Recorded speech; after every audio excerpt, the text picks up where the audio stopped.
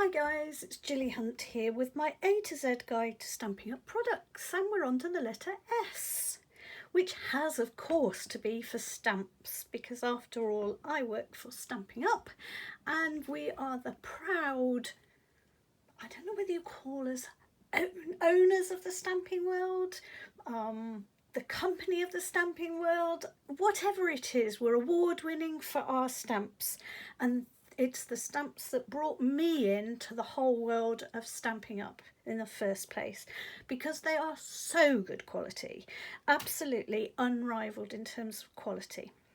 So first and foremost, for those of you completely new to stamps and Stampin' Up, what on earth is a stamp? Well, a stamp is simply something that makes an image for you. In terms of Stampin' Up, we have red rubber, which we call cling because they have a cling backing, and we also have photopolymer stamps available. But if you think back to your school days, I'm sure some of you have used a potato to stamp with. You've cut into vegetables, you've done all sorts of clay mouldings and stamped with paint and inks using those. So think of stamping as just making and creating wonderful images. And what we have with Stampin' Up is the ability to buy stamp sets of rubber or photopolymer, and with those sets you will be able to just make your own totally professional beautiful cards, gifts, tags, all kinds of things. So let's just have a quick look at the difference between photopolymer and the red rubber cling stamps. They're called cling in the catalogue, which I think is a bit confusing. I don't know why they don't just call them red rubber, because that would be so much easier, but never mind. These are called cling. So when you get a stamp set and it says a cling stamp set, that's one of these, this type of red rubber. Okay, if you get one that says a, oh, I can't find it, here it is. Sorry, I didn't take the top off, that's why. A photopolymer stamp set, then what you get is this see-through photopolymer type stamp, okay? But whichever stamp you get, let's show you the difference between the two. So let's get rid of this for now and pop it to one side. And let's just have a quick look. Got two leaves here. I tried to find two that were sort of similar in size so we could compare. And I'm just going to do tap, tap, tap, tap, tap, tap, tap. And look, I'm tapping all over the place because what I want to do is make sure, if I have, and I'm going to count to about 3, 1, 2, 3, just give it a tiny press, and there you go. Okay, I didn't go press, press, press, push, push, shove, shove, shove. Okay, all I did was take the ink in lots of little places on the ink pad, because in case I've got a little area where it's drier or it's not picking up the ink terribly well, that way I get plenty of ink coverage on my actual stamp. And what I do is I count to about 3, because that allows the ink time to go half and to sink into the paper. Okay. And I'm going to do the same here. So I'm going to go stamp, stamp, tap, tap, tap, tap, tap. And I'm not pushing, I'm only tapping. And then I'm going to do the same. 1, 2, 3, just give it a slight press. And the slight press is just to make sure that all the way across the surface it's connected. Okay, and now I'm going to show you the difference. Now, from at the beginning, there's really not a huge difference. But you will note that the red rubber always produces a much more evenly covered surface. There's just tiny little parts on the photopolymer where it's not as even, not quite as even as the red rubber. So if you're looking for something which is best quality, then you must go for the red rubber. The red rubber, what we're calling cling, is absolutely unrivaled in terms of its quality. Now, the only problem is when you are using red rubber, and you turn it round like this, you cannot see where the edge of the actual design is. You can see where the edge of the cut surface is, but you can't see the design itself. With the photopolymer, you can see through, and that sometimes is a major advantage when you're trying to line things up, when you're trying to put things together and make things match up.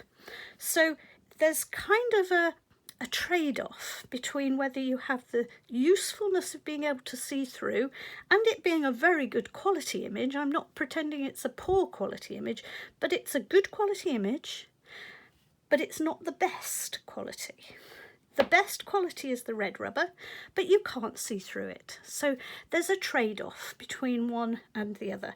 And that's why Stampin' Up do both, because sometimes we have a preference to see through and sometimes we have a preference to get that high crisp quality. Okay, so that's really the difference between the two types of stamp. And I have to say, those of you who've stamped maybe a long time ago in the past, as I did, you will have got used to these see-through ones being made of acrylic.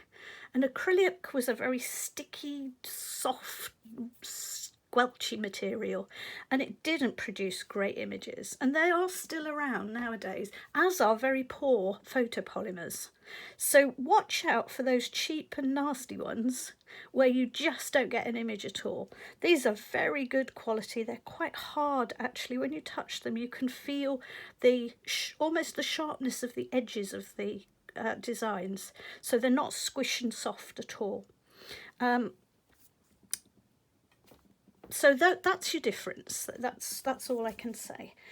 So how do they come? Well, they come like this in a case which is designed to go on a bookshelf. It's a small book size case, and if it's a photopolymer, it comes like this.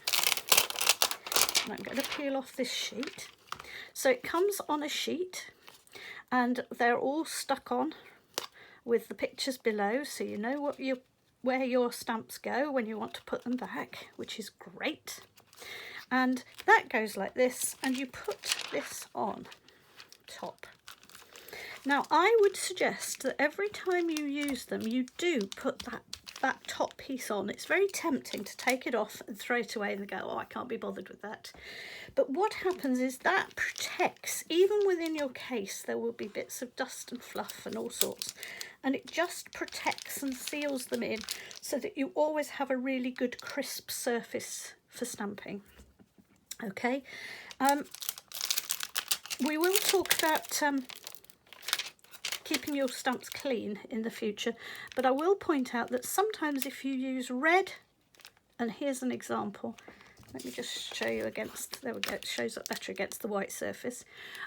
If you have a if you've used the red inks, or sometimes some of the purples which have quite a quantity of red in the dye, they do stain the stamps. There's nothing wrong, it's clean, it will not come off. You can use pale yellow, you can use pale blue, and it'll still look pale blue, not nasty red or purple.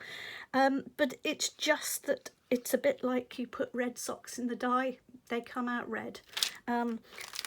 It's the strength of the dye colour.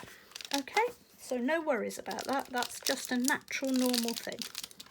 So that's the photopolymers. That's how they come, and they come ready to go straight out of the box. Get going, start stamping. Now the cling stamps, which are the red rubber ones, come with a little bit of preparation for you to do. Okay, and I like this because I'm a bit of a naughty person. What you have is, and I'll tell you why I'm naughty in a moment. What you have is a set like this, which if I was to peel it back, I'll just peel a corner,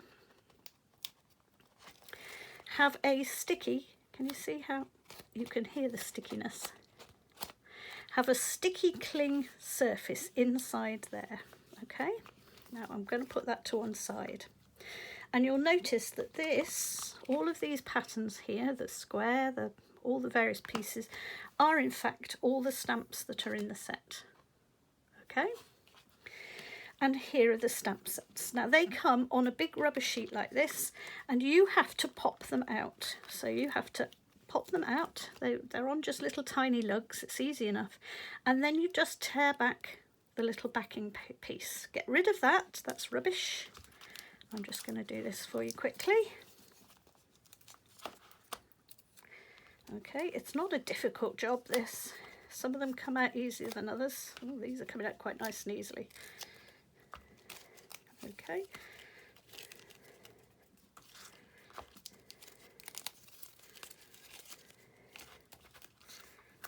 Oops. But some of the backings are coming off already. Well, let's put that one in there and there. And this piece is now rubbish, so this can be thrown away, okay? Unless, like me, you want to cut it up and make your own little funny little shaped stamps and all sorts of interesting bits and pieces. But as far as the stamps are concerned, that's now your rubbish, so that gets thrown into the bin. Now, Stampin' Up intend for you to have a cling back on your stamps. And what you do is you peel off, right? So you peel off these pieces to reveal the cling, and you place, imagine that's been peeled off, and you place your stamps onto that cling, and it will give you a nice picture on the back. And it will also give you a cling surface. Now, some of us old-fashioned folk like me quite like it without the cling. I prefer not to have the picture, not to have the cling on the backs of mine. Don't ask me why, I just prefer it not that way.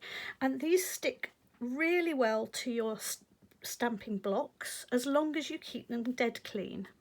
Okay, so it's up to you. You can either stick these backing pieces on, or you can leave them as I do, clean. But do keep these, because if you're ever selling your stamps on, and the lovely thing with Stampin' Up stamps is when you're really fed up and you want to swap to some new stamps, these sell really well on the second-hand market. So do keep this, because someone else might want this as part of their collection.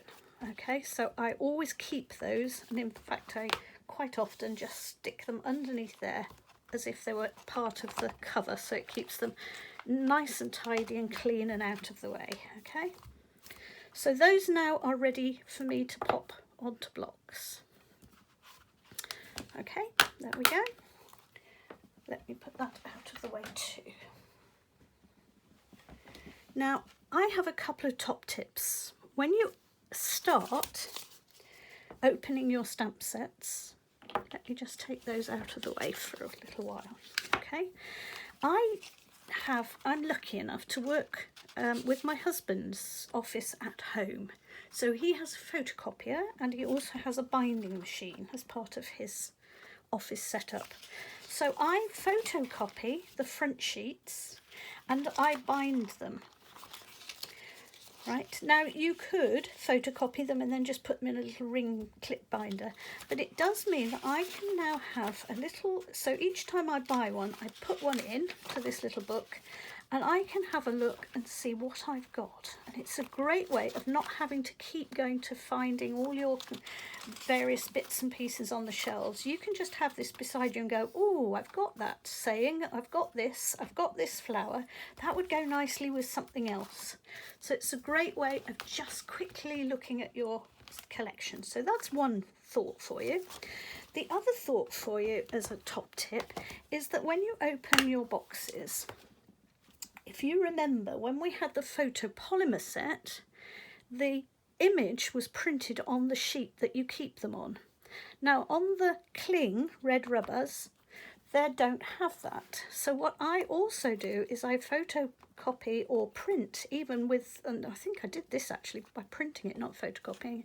I actually inked them up and just made a little copy of each one, and I've tucked it in there. So what I've done is I've stamped each of the images, these were all sayings and greetings, onto a piece of white copy paper. I've cut it up and I've clipped it into there, And the great thing is it means that if when I'm working, and I usually work with lots of stuff all over the place, I'm a bit of a messy crafter. I'm a neat person at the end of the day, but I like to be messy whilst I'm crafting. And it means that if I've got that one off and I'm using it with another set, I know that I'm looking for Thinking of You with All My Heart, and there it is. I can have a quick look down and I know I've got a full set. Okay, so a couple of little ideas to think about. Now the next thing you need to know with your stamps is that you need to mount them on blocks. And I'm lucky enough that I had a present. Somebody bought me this lovely, my husband bought me this lovely set of ink blocks in the carrying case. And that means I know I've got one of every single block. Now I actually have quite a lot of some of the blocks because I run lots of classes and workshops. But I do know that if I take this carry case somewhere, I've got one of every size. Okay? That way I know that I'm always in possession of the right size for the job. So it's up to you. If you're able to treat yourself to a full set, I really would suggest you do so. If you can't, then you have to think carefully what sizes to buy. Now, our very biggest stamps need a block this big, but there aren't very many of those really big stamps. So possibly, as long as you don't buy one of those really big stamps, you could do without a huge stamp. So you could perhaps go down to the second size down. Okay, maybe you could work with this one and put smaller stamps on it. But I just want to show you what happens when you do that. So let's just take this one out of there. Okay, oops, let me put it over there. Now, I've used this little block, which is about the right size for my leaf, when I did my leaf. Okay, so let's just take a little piece of paper. So when I've done my tap, put that out of the way. When I've done my tap, and I've put my leaf down, and I've done that, because it's the right size for the block, it balances quite well, and it doesn't flip about too much. Okay, so it gives me a nice clean image. Now this one, because it's very big, I can still use it for the small stamp. It's harder to handle because it's heavier, but you can still do it. It's not the end of the world. Now the problem is trying to hold it still is quite difficult because it does have a tendency to rock.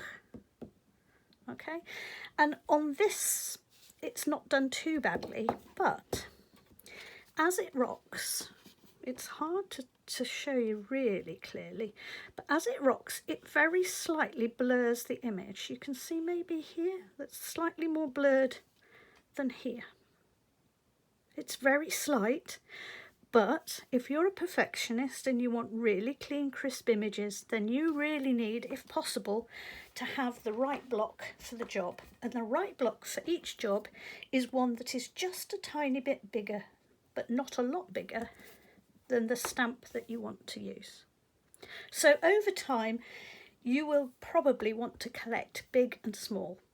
And the same with other things, that if you are trying to ink this up to start with and you're new, right, I'm tipping away, and what I've done is I've actually got ink all on the side of my stamping block.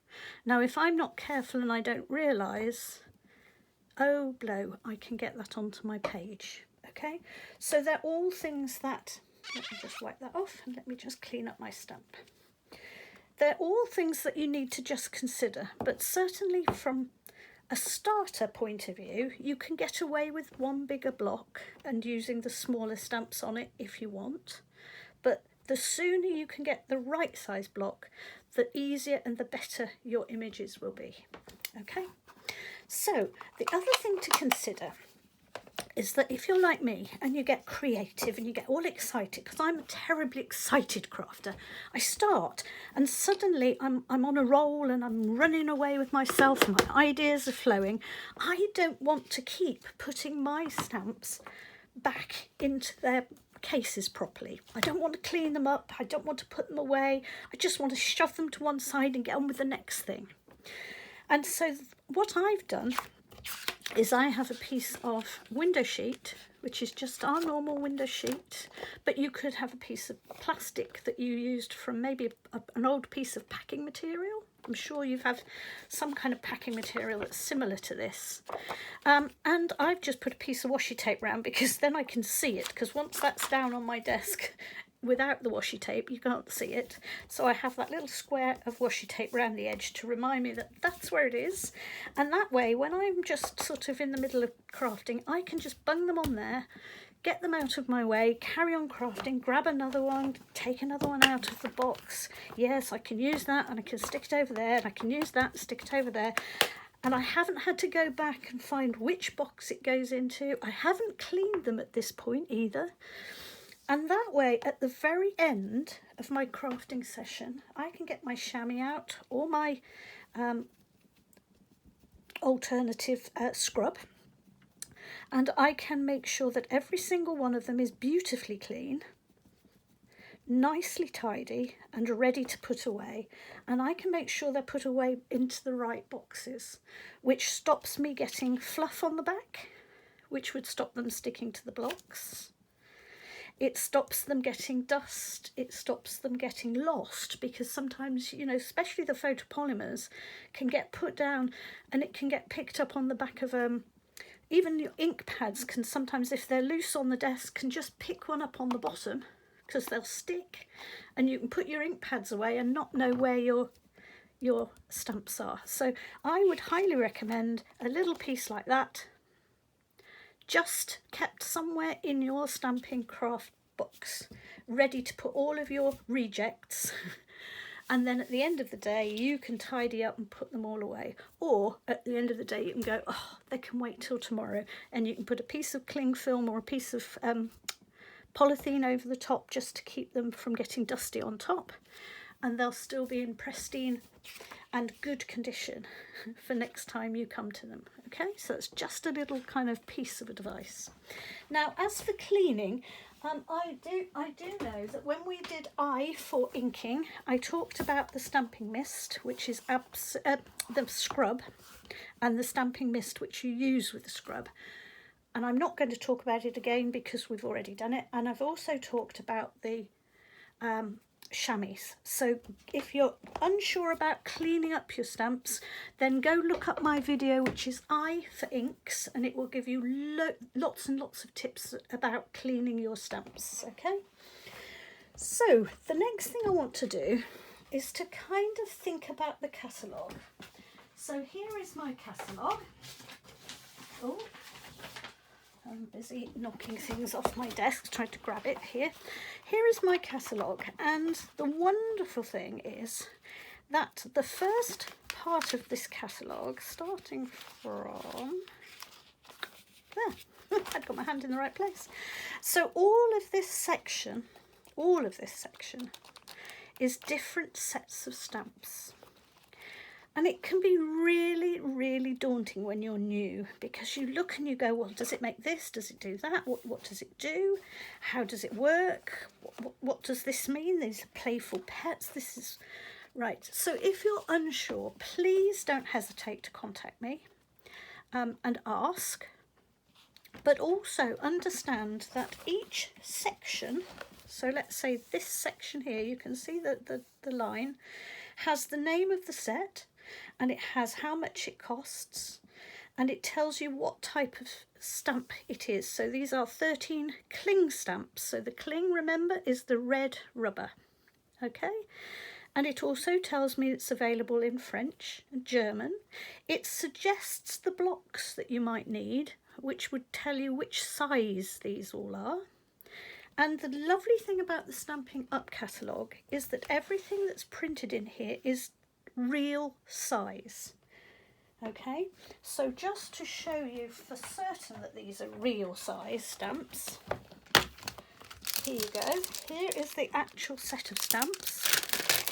And look, that one is that. This one is that. This one is that, and so on. So you know that when you look at the stamps on the page, they are going to be the exact size that it shows on the page. There are about 4 or 5 exceptions, but it says very clearly on those exceptions that this is 50% or 10%, or I don't know what. It's usually about 50%, and I'm trying to work it out which one. Ah, here we go. These are our particularly large stamps. These are the ones that go on the very big blocks. Okay, and so it says this is the full size. So this would be the full size. And this is just what the whole sheet will look like. But full size will be about that size. Okay, so there are a few exceptions, but almost all of them are the right size in the catalogue. There's also something else in the catalogue, and I've written quick scribble down that, here we go, page 31. I did a quick scribble to show myself that here's a really good example of it. In the catalogue, you'll also spot that there are some stamps which have this yellowy brown background. And there are some stamps which have this grey background, and some which have no background at all. They're just directly onto the white of the page. Now, what they show is what you have available to go with it.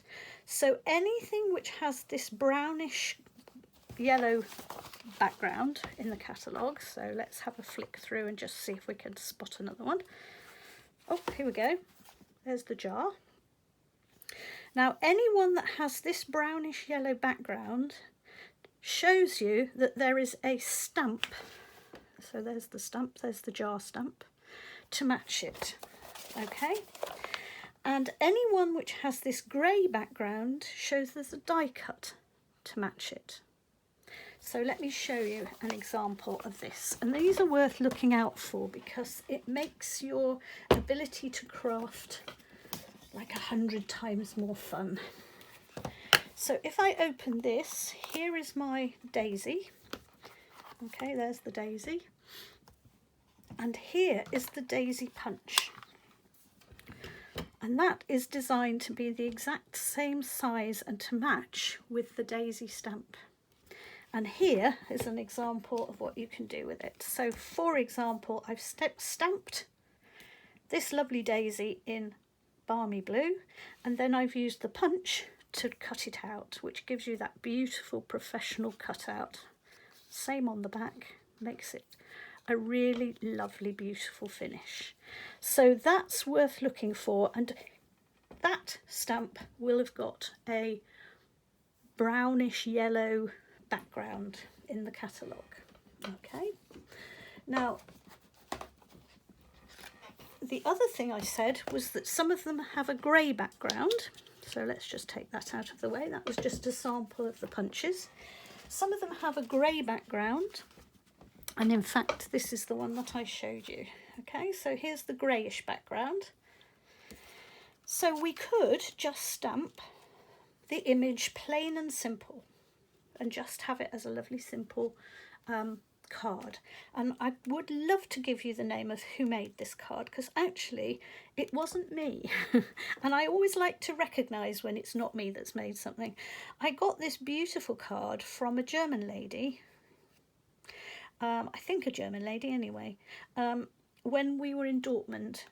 We went on a team event, and she swapped it with me, and I gave her a card in return, and hopefully she's got my card and is showing it off back in Germany to her friends. But sadly it's got separated from, she wrote Stampin' Up on the back, but she also gave me a little card or a little piece of paper with her name on, and sadly I'm afraid in my chaos it's got separated. So thank you very much, whoever you were. It's a lovely card.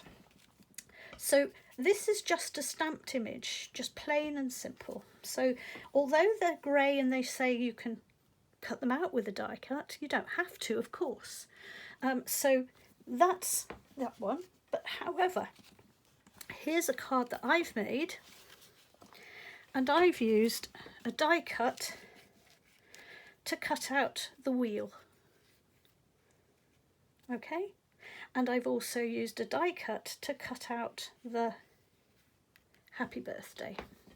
And the die cut, for those of you that aren't aware of it, so here we go. Here is the die cut for that. And here is the die cut for the wheel. Okay, and so here is the die cut set with all the different shapes that I could have cut out. I could have had an anchor, so I could have cut this out. And we'll talk about die cuts later in my A to Z. So if you don't know about die cuts, oh, you have a treat coming up. It's coming up quite soon actually, but hold your horses and come back to the rest of my A to Z to find out more. So that's what those grey shaded backgrounds mean. And if you go to the extent of using a lot of them, you can do the die cutting of the lighthouse, you can do the die cutting of the greeting as well. So lots of things you can do by combining your stamps with die cuts or punches, and the catalogue helps you to see which are which. Yellowy brown is punches, grey is die cuts. Okay, right, so again, just because sometimes it's all a bit much when you get that whole section of the catalogue and you don't know where to start. So I'm going to give you 6 things to think about if you're choosing stamps. Right, so the first one I'm going to give you is you will need, if you're starting from scratch, you'll need some great greetings. Okay, and I'm going to suggest the itty bitty sets, and there are quite a number of itty bitty sets. There's itty bitty birthdays, there's itty bitty Christmas, there's also itty bitty greetings, and so on and so on. Because what they are lots and lots and lots and lots of really little small snappy sayings, greetings, happy Christmases, thinking of you at Christmas, awesome at any days, cheers to you, etc. They're great sets just to have on standby for every event. Okay, so I would suggest, if I was you, that when you look through the catalogue, you write down the kind of greetings that you know you're going to want to make cards for. So you're probably going to want something with a birthday greeting, something with an anniversary greeting, something with a Christmas, unless you are non-religious, in which case you might want a season's greeting or something like that. You might also want to have something like a congratulations. Now, you may or may not want welcome little baby, or more specific things like welcome to your new home. But if you can look at what you think you would like and then look through, rather than sort of getting a whole load of greetings and then going, yeah, but I haven't got the one that I really wanted, which was welcome auntie or whatever. So nearly all of the catalogues have the greeting that you're looking for somewhere. But it's best, if you can, to collect maybe a selection of greetings like these just to get you started. Okay, so that would be my one suggestion, is think about your greetings. Okay, here's another one that's actually, I wasn't going to include this, but I'm just going to bring this across. I just happen to have it on the side here from something else. Here's another great one for greetings, and that's peaceful moments. Because it has happy birthday, it has a sympathy, and remember, we do have to do sympathy cards, sadly, and they're often very special cards that you want to be absolutely certain that you've said the right thing. Thank you cards, wishing you happiness on a special day, so that can cover anniversaries, weddings, all kinds of things. Thinking of you is always a good one because that covers the get wells, all those sorts of things. Thinking of you when you're going into hospital, whatever. Congratulations, that's a great one. So this again is another, if I was to choose one set just to get started, this is another great set. Peaceful moments. Okay. Next thing I would like you to think about is, do you want to do any colouring in? Are you going to be someone like me that loves colouring? I love painting. I come from a painting background. I love painting, drawing, colouring. I work with pastels and paint and stamping blends and dye-based markers and all kinds of things. And if you do like colouring, then don't forget that when you're looking for stamps, what you're looking for are really good outlines.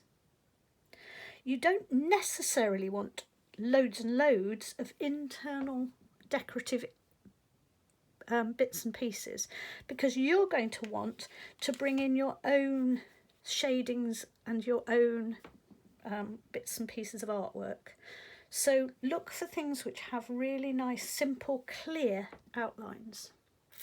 Okay, if you hate colouring, then probably these ones are the ones to be avoided, because they kind of look quite nice plain black and white, but there are much nicer ones in the catalogue if you want to leave it black and white or just a plain colour and you don't want to be colouring in. So that's something else to consider. Do you want to be someone that colours in? Okay, ask that question of yourself and then think about each of the designs that you see. Now, if you don't want to be a colouring in person, there are some fabulous, fabulous, fabulous things like this one. Here's a lovely card that I've made using this writing, just stamped a couple of times. Because remember, you can use that and then that again. You don't have to just use the one lot. And then here are the leaves, which are already coloured in because the stamp itself does the colouring in. Hence, it's darker. It's not just an outline. The picture shows you it's coloured in. Okay, so when you pop this stamp onto the page, it looks coloured in already for you. Okay, so look for things which are coloured in black and grey, because that will show you that that's where the ink will be. Okay, now the other thing to think about is what kind of style do you like? And actually, I sometimes like one which gives you the option to take your styles in lots of different directions, because I sometimes like matching the style to the recipient. So if I want something which is a really simple, quite nice manly kind of greeting, thanks for being you. Nothing fussy, nothing silly about that. Here's this little branch. Here's something for quite a nice trendy, more modern kind of look.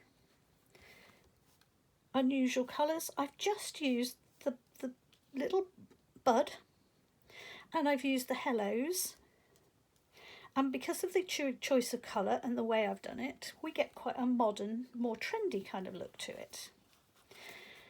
Maybe you've got an auntie or a grandma that likes something terribly traditional and rather twee. Isn't that pretty? Not to my particular taste, but I know that I have older relatives that would really love that. And that's just this little bow here with some colouring in. What about something really nice and simple and country? This is my sort of style. I like something simple and country. I live in the country, and just something simple, plain, with some nice linen ribbon. Thank you. And here's the little bird, and here's the thank you. Or something a little bit kind of in between all of the rest. And I quite like this one too. I think those two would be my favourites. And I've just used these three things, and I've popped them in black and white, and then I've coloured the background instead of colouring in the actual. Let's just pop that one that way. No, because that's going to be upside down, and I hate things being upside down. There we go. There we go. I've just coloured in the background, leaving the images as they are black and white, and then I've mounted one of them just up and away and coloured it in. So this set in itself, when you first look at it, looks quite twee and quite sweet and quite pretty, but you can go plain and simple, you can go modern, you can go somewhere in between, you can go very twee, or you can go very plain. And I would be looking, if I could, when I look through the catalogue, each time I look at a set, in my head I'd be saying, can I do this in lots of different styles? And in my head I might have an imaginary granny, an imaginary child, an imaginary mate, and I might try and go, well, would it be good for granny? Would it be good for a child? Would it be good for this mate? Oh, it would. Okay, that's worth buying then. Okay, and it's what we call, it's not a one-trick pony. It will do lots of things. Okay, so have a look when you're thinking about buying. Now, here's just two other things that you need to be aware of. In the set, there are what we call photoreal pictures. And that means that the actual texture, okay, on these designs is actually built into the stamp. So I have just simply inked this up and stamped it. I haven't done anything to it except stamp it. And it's given me all of this detail, okay? And you will see, and it's the same page, I chose this page very carefully, that this little blue jade coloured mark says distinctive. Okay, and if it says distinctive and it has that little symbol, then it has this, what I call a photoreal style to it. In other words, it will have put in some of the details for you. Okay, so when you're looking through, maybe consider, do you want something that has those lovely distinctive styling to it? It certainly is a very quick way of getting lovely professional looking effects. And last but not least, I want just to point out something else, and I'm just going to bring it in and show you how it works. And this is, oops, let me get it out for you. This is ones which have several staged stamps to them. Okay, now that sounds really complicated, but it honestly isn't. What it is where you've got several stages of stamping. Here is our rose, here is also a rose, and here is also a rose, but they're designed to be stamped one on top of the other to give you the effect. So let's just show you how that happens. So let's go for, oh, excuse me. Right, so I'm going to start with the big, let's find us a colour. So let's go Flirty Flamingo, shall we? We'll have a pinky rose. So the first thing I'm going to do is ink up one of those three. And I always like to do the one which is the biggest and most sort of overall patterned first, because that gives me like the background. Okay, so that's the first one. The second one, I'm going to line it up, and this is where I have to just check to see which way round it goes. That's the way round. Okay, let's just show you. It's trying very hard to jump up, isn't it? Right, I'm going to go from Flirty Flamingo because I want the detail to be a little bit darker. So I'm going to go to Calypso Coral, which is just a tiny bit darker. Okay, I'm going to just smoosh it across. And can you see I've done the second stage? Now you don't need a Stamparatus to do this, but you've seen, I'm hoping you've seen my cue for quality and quick with the Stamparatus. And if you haven't, I would suggest you go back and have a look at my video, which is Q for, because I look at the Stamparatus and what you can do with this wonderful machine. Because as soon as you combine this machine with your stamping, my goodness, you've suddenly got a whole new world to try out. So I'm going to go for pumpkin pie as my last one. And what I've been doing is I've been gradually going from pale pink, a sort of orangey pink, to a pinky pink, to an orange. Okay, and I've now done 3 stage stamping, so 3 different stamps, all one on top of each other, to give me that rose effect. Okay, and you'll notice that on this one, this also happens with the leaves as well. You can see the 3 stages to get this leaf. So you could, I'm going to squish it on its back, you could stick and just do a simple outline. The stamp allows you to just do an outlined rose, which in itself is a really nice thing to have. But it also allows you to use the other 2 things to make that quite a complex rose with all the petal colours. Okay? So the other thing to be looking for is ones where there are several stage stamps. And you may or may not like the look of that, but those are to be either picked or avoided. So that is my guide to stamps. Now, the only thing I do need to tell you is that while we have wonderful catalogues, we have an annual one, and then we have 2 mini ones that come out during the year. We also have special stamps that are limited edition that come out just for hostesses. There are ones that come out at particular times of the year just for a very short time, and we never quite know when those are going to be.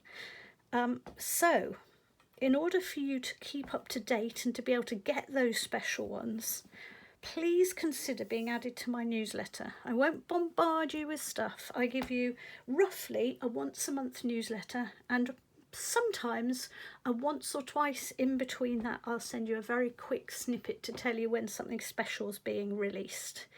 Okay, and also if you haven't got a catalogue, so you can't look up all these wonderful stamps, please get hold of me. There's my email address, there's my blog, there's my shop. You can even go straight to the shop and get shopping. But I can only send catalogues out to the UK at the moment, and to non-demonstrators, please. Demonstrators themselves get their own catalogues, so it's not like you can't have one. Any requests though, any questions about stamps, please get hold of me. I love talking craft. Okay, come back again for tea for team. Thanks, bye-bye.